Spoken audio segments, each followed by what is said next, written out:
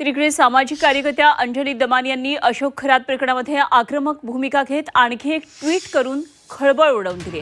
अंजली दमान या नाशिकचे आयजी दत्ता कराळे यांचा खराच्या कार्यक्रमातला व्हिडिओ त्यांनी ट्विट केलेला आहे। तर आयजी लेवलचे अधिकारी खराच्या या कार्यक्रमामध्ये भाषण देत असतील तर सामान्यांपुढे काय संदेश जाईल असा सवाल त्यांनी उपस्थित केला। तसंच कराळेंनी खरातला 18 कॉल्स कशासाठी केले असा सवालही त्यांनी उपस्थित केलेला आहे।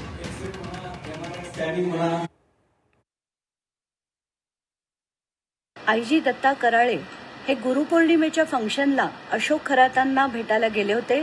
एवढंच नाही तर त्यांच्या मंचावरनं त्यांनी भाषण देखील दिलं।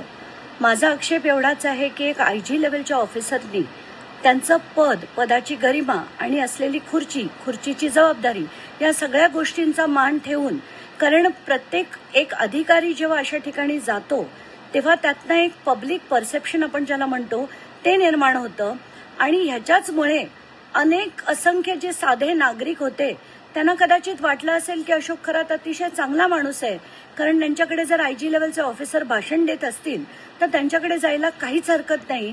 ह्याच्याचमुळे आज जे झालंय त्याला जबाबदार हे सगळे अधिकारी आहेत की ज्यांनी अतिशय बेजबाबदार असं कर्तव्य त्यांनी काम केलेलं आहे।